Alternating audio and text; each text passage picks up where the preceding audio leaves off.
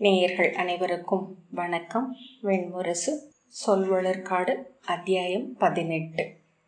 ஐதிரேய பெருங்காட்டை வகுந்தோடிய பிரக்ஞாதாரா என்னும் நீர் நிறைந்த காட்டாற்றின் கரைக்கு காலையில் தருமனும் தம்பியரும் நீராடச் சென்றனர். கருக்கிருட்டு மறைய தொடங்கி இருந்தது. இலைகளினூடாக தெரிந்த வானில் ஒளி நனைவு ஊறிக்கொண்டிருந்தது. அங்கு வந்த போதிருந்த இறுக்கத்தை அங்கிருந்த பசுமையும் அக்குடில்களில் இருந்த அழகும் மெல்ல இல்லாமலாக்கிவிட்டிருந்தன. ஐதிரேய மரபு 7 அரசர்களால் புறக்கப்படுவது. எனவே அங்கே எதற்கும் குறையில்லாமல் இருந்தது. நாளும் நெய்யுடனும் கனிகளுடனும் மாணவர்கள் ஊர்களிலிருந்து தேடி வந்து கொண்டிருந்தனர். மண்ணுக்கு அடியில் சுட்ட செங்கற்களை அடுக்கி காரை இடையிட்டு கட்டப்பட்டிருந்த கள வடிவமான களஞ்சியங்களில் 9 வகை தானியங்களும் நிறைந்திருந்தன. மாணவர்கள் நயமான மர உரியாடைகளை அணிந்திருந்தனர். மலைப்பாறை உடைத்து எடுத்த உப்புக்களை நீரில் கொதிக்க வைத்து மர உரிகளை இளமஞ்சள் குருதி செம்மை நிறங்களில் ஆக்கி கொண்டிருந்தனர். இளமானவர்கள் மஞ்சளும் மூத்தோர் செம்மையும் அணிய வேண்டுமென நெறியிருந்தது. அகன்ற குடில்களில் இழுத்து கட்டப்பட்ட தூளி படுக்கைகளில் மர உரி மெத்தையும் இறகு தலையணைகளும் இருந்தன. வெளிக்காற்று அளவோடு உள்ளே வந்து சுழன்று செல்வதாக குடில்களின் சாளரங்கள் அமைந்திருந்தன. குடில்களுக்கு பின்னால் அமைந்திருந்த அடுக்குடில்களுக்கு நீர் அளிக்க சிறிய நீரோடை ஒன்று வெட்டி கொண்டு வரப்பட்டு நீர்நிலைய சுழன்று சென்றது. மாணவர்கள் மிக மெல்லிய குரலில் பேசியபடி நிழல்கள் போல ஓசையின்றி நடந்தனர். குடில் நடுவே இருந்த குழியிலிருந்து தேவதாரு பிசின் எரிந்த புகை அப்பகுதியை முழுமையாக சூழ்ந்தமையால் இரவில் கொசுக்களோ பூச்சிகளோ அண்டவில்லை. நெடுநாட்களுக்கு பின் தன்னை முற்றிலும் மறந்து துயின்ற தருமன் காலையில் எழுந்ததுமே தன் முகத்தில் ஒரு புன்னகை இருப்பதை உணர்ந்தார். காற்று குளிராக தாழை மனத்துடன் இருந்தது. புலரி வேதம் ஓதுதலுக்காக அவியும் விறகும் கொண்டு சென்ற மாணவர்களின் கைகளில் இருந்த நெய் விளக்குகள் மின்மினிகள் போல நடமாடின. அவர்களின் மென்குரல்கள் இறுகி நெகிழும் மூங்கில்கள் போல ஒலித்தன. அப்பால் தொழுவங்களில் பால் கறக்கும் ஓசையும் கன்றுகள் அன்னையை அழைக்கும் குரலும் கேட்டன. ஒவ்வொன்றும் இனிமை இனிமை என்று சொல்லிக் கொண்டிருந்தது. அவர் தன் மாற்றாடைகளை எடுத்துக்கொண்டு வெளிவந்த போது மாணவன் ஒருவன் தேய்த்து குளிக்க சதைத்த ஈஞ்சம்பட்டையையும் பல் துலக்க ஆலவிழுது குச்சியையும் தலைக்கு தேய்க்க வேம்பு கலந்த நல்லெண்ணெயையும் கொண்டு வந்து அழைத்தான். அவற்றை கையில் வாங்கியபடி அவர் நடந்த போது தங்கள் குடில் முற்றங்களில் அவருக்காக காத்திருந்த அர்ஜுனனும் நகுலனும் சகதேவனும் வந்து இணைந்து கொண்டனர்.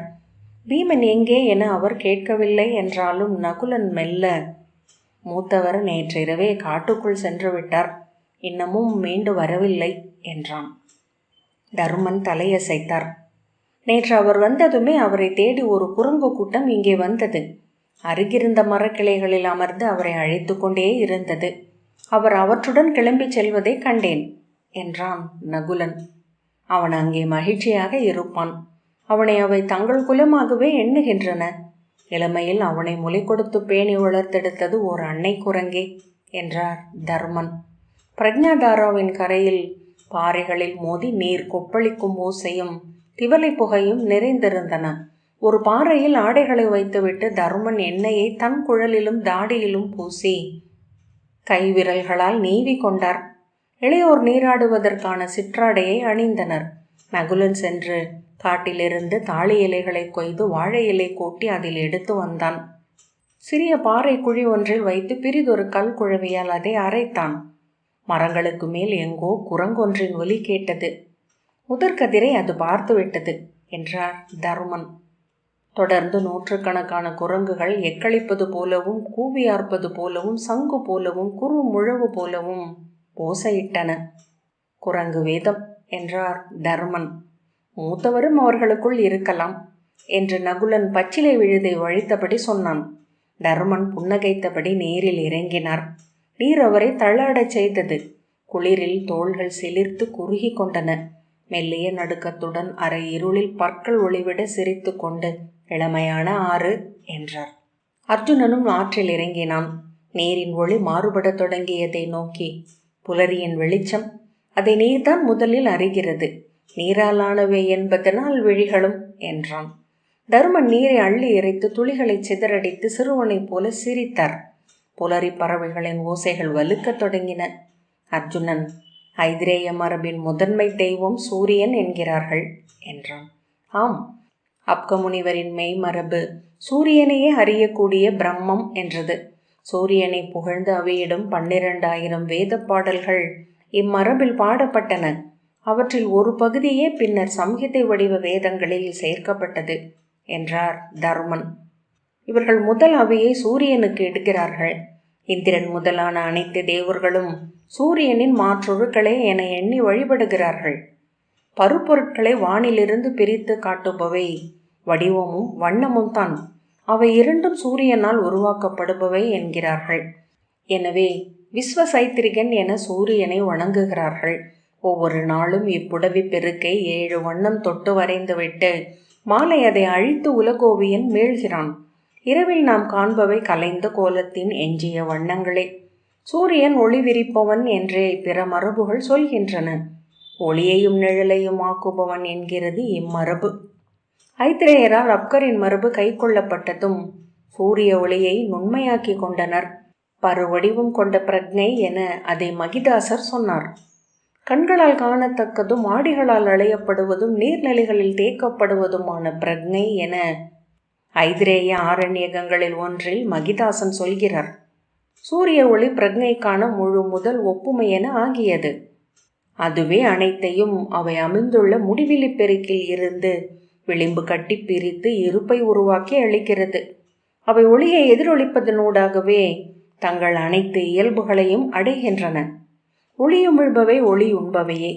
ஒளியை முற்றிலும் கடத்துபவை ஒளியில் மறைகின்றன. ஒளியை முற்றிலும் கடத்தாதவை நிழலில் புதைகின்றன.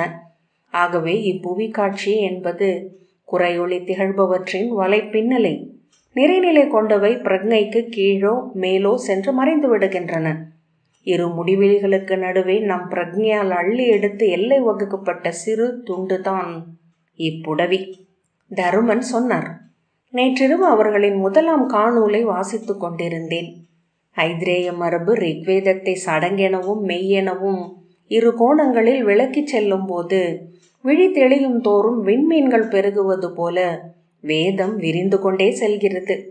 காடே சூரியனை எதிர்கொண்டு கொந்தளிக்க தொடங்கியது. பறவைகள் எரியப்பட்டவை போல செங்குத்தாக மேலெழுந்து சிறகடித்து சுழன்றன. பல்வேறு விலங்குகள் மரச்சரிவுக்குள் ஓசையிட்டன. தொலைவில் ஐதிரேய கல்வி நிலைகளில் இருந்து வேத சொல் பெருகி எழுந்தது. தருமன் நீரம் சொட்டு முடலுடன் எழுந்து நின்று கிழக்கு நோக்கி திரும்பி நீர் வணக்கம் செய்யத் தொடங்கினார். இளையோரும் அவருக்கு பின்னால் நின்று நீர் இறைத்து ஒளியை வணங்கினர். முதல் கதிர் கூரிய அம்பு போல இலைகளுக்குள் இருந்து வந்து நீர்ப்பரப்பில் விழுந்தது. புன்னகைப்பது போல நதியின் நீர் நிறம் மாறியபடியே வந்தது. அலை வளைவுகள் அனைத்தும் ஒளி கொள்ளத் தொடங்கின. தருமன் முந்தைய நாள் ஐதிரேய கல்வி நிலையில் ஓதப்பட்ட சாந்தி மந்திரத்துடன் தன் வணக்கத்தை முடித்தார். எனது சொல் உள்ளத்தில் நிலை பெறுக, உள்ளம் சொல்லில் நிலை பெறுக, சுடரொளியே நான் என ஒளிர்க, உள்ளமும் சொல்லும் என்றானவை வேத மெய்மையை எனக்கு அளிக்கட்டும். நான் அறிந்தவை என்னை விட்டு விலகாதிருக்கட்டும். கற்றவற்றை பகலும் இரவும் நான் சிந்திப்பேனாக. நான் நடைமுறை உண்மையில் தெளிவுள்ளவனாகுக.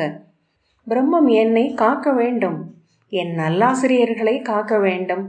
ஆம், அவ்வாறே ஆகுக. அதன்பின் அவர் ஆழ்ந்த அமைதிக்கு சென்று விட்டார்.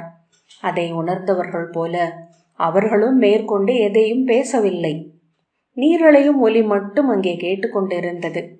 தருமன் நகுலன் அளித்த தாழை இலை பசையை அள்ளி தன் குழலிலும் தாடியிலும் பூசி நீவிய பின் நீரிலிறங்கி அலசி நீராடி எழுந்தார்.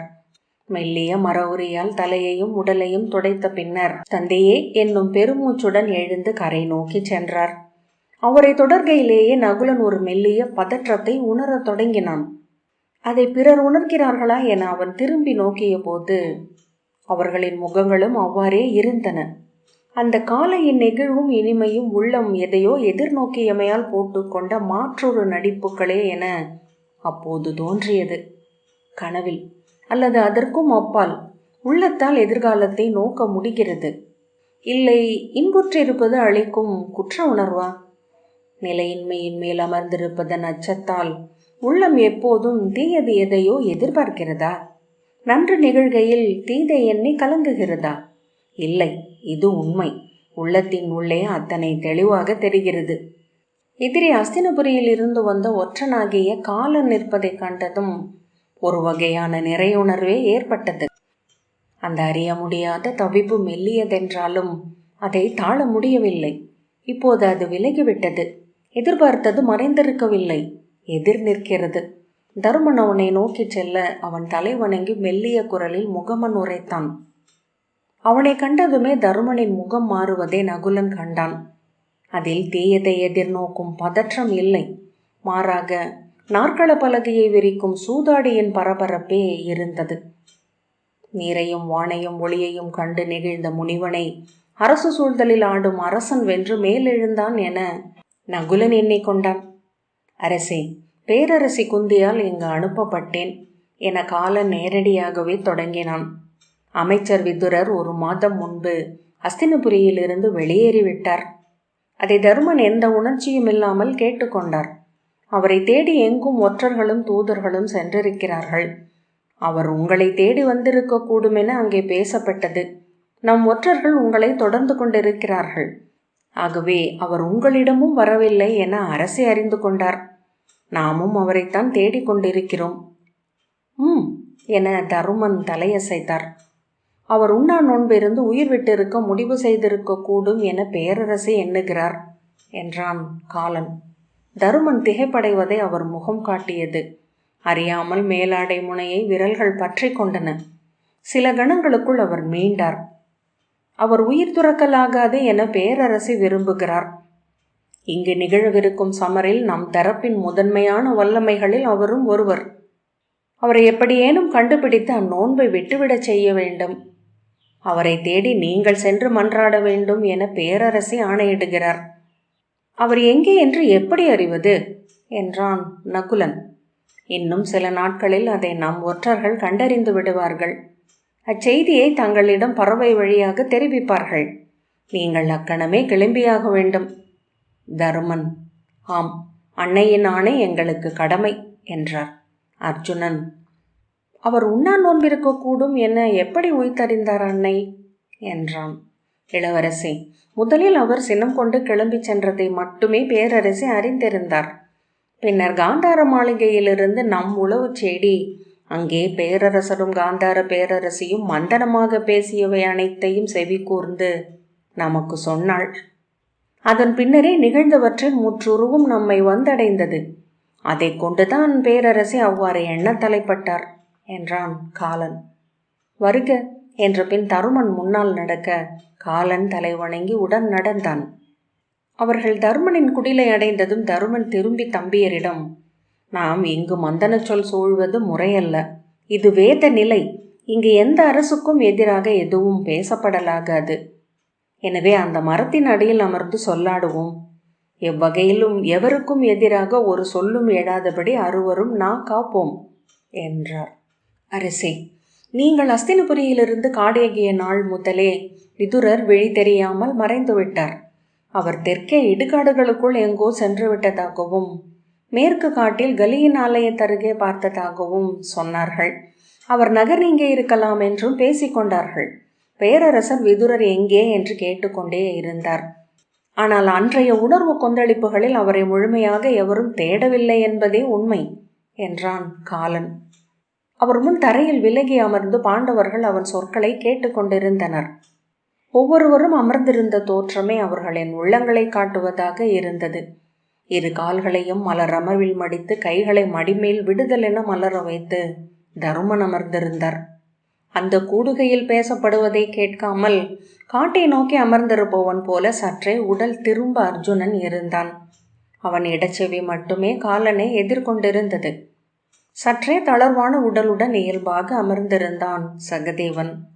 நகுலன் இறுகிய தோள்களும் கூர்ந்த விழிகளும் கோத்த விரல்களுமாக காலனின் சொற்களை நோக்காமலேயே கேட்பவன் போல் இருந்தான். உண்மையில் விதுரர் தன் இல்லத்தில்தான் இருந்தார் என்பதை பின்னர்தான் அறிந்தனர். அவர் அங்குள்ள மந்தன வைப்பறையில் புகுந்து கதவை தாழிட்டு கொண்டிருந்தார். அங்கே அவர் துணைவி மறைந்த பின் அவருக்கு அணுக்கமான எவரும் இல்லை. அவரது மைந்தர்கள் 41ஆம் நாள் நேர்கடன் முடிந்ததுமே துவாரகைக்கு சென்று விட்டனர். அவர் உள்ளே வந்ததையும் கரவறைக்குள் சென்றதையும் எவருமே நோக்கவில்லை. நீங்கள் நகர் நீங்கிய பின் பேரரசர் அவரை தேடிக்கொண்டு வந்தாக வேண்டும் என ஆணையிட்டார். ஒற்றர்கள் தேடத் தொடங்கினர். அவர் நகர் நீங்கவில்லை என்பதை உறுதி செய்தனர். காலன் சொன்னான். 4ஆம் நாள் விதுரரை அவரது அணுக்கனாகிய கனகர்தான் கண்டடைந்தார். அவர் தன் அரண்மனைக்குள் தான் இருக்கிறார் என்பதை கனகர் முன்னரே அறிந்திருக்க கூடும். அரண்மனை விட்டு அவர் வெளியேறவில்லை என உறுதி செய்து கொண்ட பின் பிறிதொரு முறை விதுரரின் அறையை நோக்கலாம் என சென்ற அவர் கரவறையின் வாயிலருகே அவரது மேலாடை நழுவிய நிலையில் கிடப்பதை கண்டார். கரவறை உள்ளிருந்து மூடப்பட்டிருக்கலாம் என எண்ணி அதை தள்ளிய போது அது ஓசையின்றி திறந்து கொண்டது. உள்ளே இருளுக்குள் முதலில் எதுவும் தெரியவில்லை. வெளியொளி உள்ளே சென்றதும் சற்று நேரத்தில் சிறிய சுடர் ஒன்று உள்ளே விழி திறந்தது. வியப்புடன் அவர் விழி கூர்ந்து நோக்கினார். கீழே விதுரர் தரையில் விழுந்தவர் போல படுத்திருந்தார். அவர் இடக்கையில் ஒரு அருமணி இருந்தது. அரசே, அது அஸ்வத்தந்தம் என்னும் பெயருடைய அருமணி. முன்பு மாமன்னர் பாண்டுவால் விதுரருக்கு அளிக்கப்பட்டது. அப்படி ஒரு மணி இருந்ததையே அனைவரும் மறந்துவிட்டிருந்தனர். விதுரர் நினைவழிந்திருந்தார். பல நாள் துயில் நீப்பும் உணவின்மையும் அவர் உடலை வீழ்த்திவிட்டன. மருத்துவ சாலைக்கு கொண்டு சென்றனர். அவர் உணவுண்ணும் நிலையில் இருக்கவில்லை என்பதனால் மெல்லிய ஆம்பல் தண்டு குழாயை அவர் வாய்க்குள் செலுத்தி அதனூடாக தேனையும் நீரையும் கலந்து புகட்டினர். 2ஆம் நாள்தான் அவர் விழித்தெழுந்தார். அப்போது அவர் அருகே பேரரசர் இருந்தார். விழித்தெழுந்த விதுரர் உரத்த குரலில் பேரரசரை நோக்கி, பழி கொண்டவரே, வெளியே செல்லுங்கள். உங்கள் பழி என்மேல் படியலாகாது. வெளியே செல்லுங்கள் என்று கூவி மீண்டும் மயக்கமானார். துயரத்துடன் பேரரசர் திரும்பி சென்றார். நிலை கொள்ளாமல் தனக்குத்தானே புலம்பியபடி எவரையும் சந்திக்க மறுத்து தன் அறைக்குள்ளேயே சுற்றி கொண்டிருந்தார். இசை கேட்பதும் நின்றுவிட்டிருந்தது. 3ஆம் நாள் விதுரர் எழுந்ததும் அவரை பார்க்க வேண்டுமென அவர் சொல்லி அனுப்பினார். மருத்துவ நிலை விட்டு மீண்ட விதுரரை கண்டு நானும் அஞ்சிவிட்டேன். அரசே, அவர் காந்தார இளவரசர் சகுனியை போன்ற விழிகள் கொண்டிருந்தார். அவரை நான் தான் பேரரசரிடம் அழைத்துச் சென்றேன். அடைப்பக்காரனாக நானும் உள்ளே இருந்தேன். அரசர் அப்போது தன் படுக்கை அறைக்குள் இருந்தார். அந்நாட்களுக்குள் அவரும் மெலிந்து வெளிறிவிட்டிருந்தார்.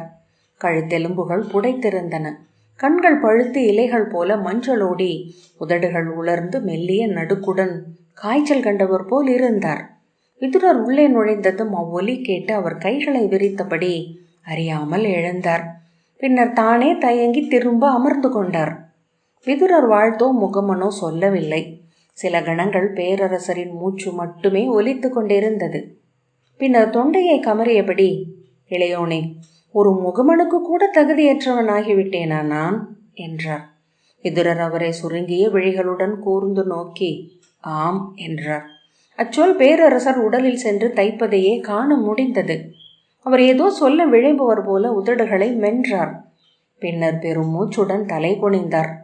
விதுரர், நீங்கள் செய்த இச்செயலின் பொருட்டு நம் குடிவழியினரால் பழிக்கப்படுவீர்கள். 1000 தலைமுறைகள் உங்களை கீழியலார் என்றே நினைவில் கொண்டிருக்கும். இதுவரை அமர்ந்திருந்த அறத்தின் பீடத்தில் இருந்து சேற்றில் விழுந்து விட்டீர்கள் என்றார். நான் என்ன செய்வது?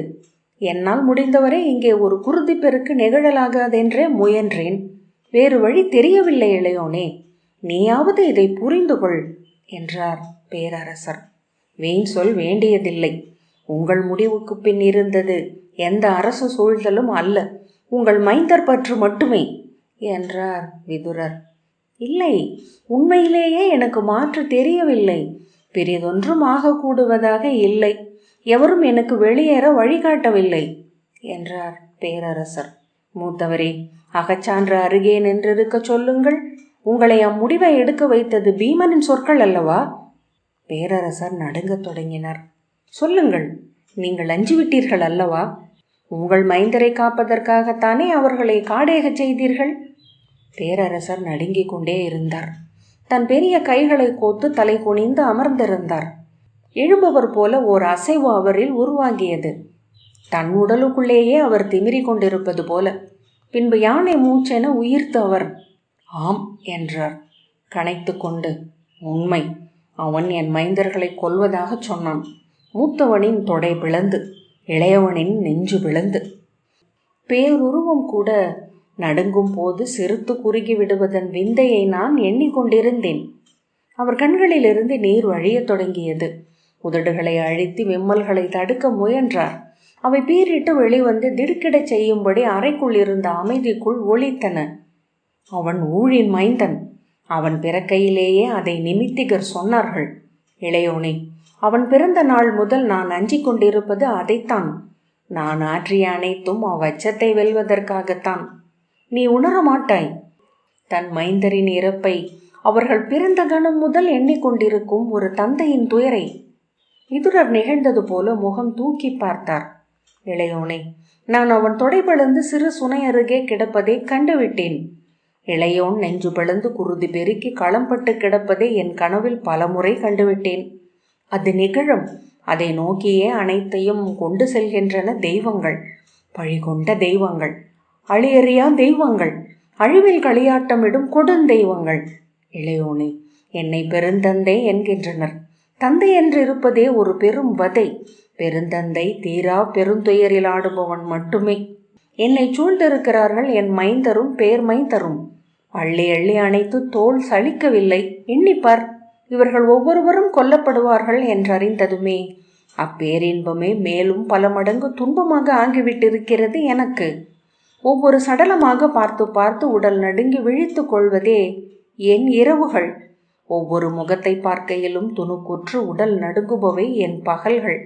இப்புவியில் நீயும் என் துயரை அறியாவிட்டால் நான் எங்கு சென்று அதை உரைப்பேன்? அவர் தோள்கள் குலுங்க அழத் தொடங்கினார். விதுரர் திரும்பி என்னை நோக்கினார். ஆனால் நான் நின்றிருப்பதை அவரது அகம் அறியவில்லை. தத்தளிக்கும் உடலுடன் மூத்தவரை நோக்கினார். பின்னர் எழுந்து சென்று அவர் தோளை தொட்டார். மூத்தவரே, இப்போதும் ஒன்றும் பிழைப்பட்டு போகவில்லை. நாம் மீண்டு வர இன்னும் வழி உள்ளது. இத்தனைக்கு அப்பாலும் அனைத்தையும் பொறுத்தருளக்கூடியவனே உங்கள் முதல் மைந்தன் என்பது நமக்கு இருக்கும் நல்லோள். இப்போது நாம் செய்யக்கூடியது ஒன்றே. அவர்களை திரும்ப அழைப்போம். அவர்களின் மண்ணை அவர்களுக்கு அளிப்போம். இரு சாராரும் 12 ஆண்டு காலம் ஒருவரை ஒருவர் சந்திக்கலாகாதென்றும் எவ்வொருவும் கொள்ளலாகாதென்றும் ஆணையிடுவோம். அது நிகழக்கூடியதல்ல இளையோனே என்றார் பேரரசர். எத்தனை முறை அவர்களிடம் நான் கேட்டிருப்பேன். தந்தை என்ற இடத்தில் இருந்து இறங்கி மன்றாடி இருக்கிறேன். அவர்கள் சற்றேனும் அறிவிருந்தால் உணர்வார்கள். நாம் செய்யும் ஒவ்வொன்றும் அவர்களை ஆற்றல் மிக்கவர்களாக ஆக்குகிறது. நெறிமீறி காட்டுக்குள் அனுப்பப்பட்டவர்கள் என்னும் சொல்லே அவர்களுக்கு மக்களின் ஆதரவை பெற்று தருகிறது. கானேகி மீண்ட தசரத ராமனுடன் தருமனின் பெயரும் இணைந்து விட்டது என்று பாரத வருஷத்தின் அரசர்களும் அவ்வண்ணமே எண்ணுவார்கள். ஓர் அரசன் எதன் பொருட்டேனும் காட்டுக்குள் அனுப்பப்பட்டான் என்றால் அது தவறான முன்னெறியாகிவிடும். அது என்றேனும் தங்களுக்கும் பொருந்தும் என அரச குடியினர் அஞ்சுவார்கள்.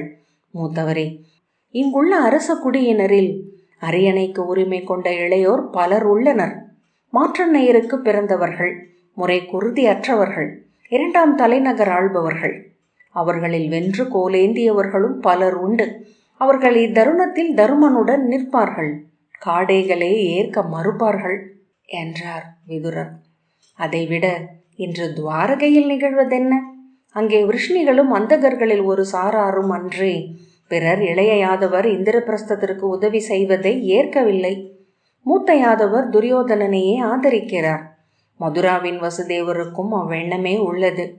இவர்கள் காடேகிய செய்தி அங்கே பரவி யாதவர்கள் ஒருமித்து இளைய யாதவருக்கு ஆதரவு செலுத்துவார்கள் என்றால் போர் முடிந்துவிட்டதென்றே பொருள்.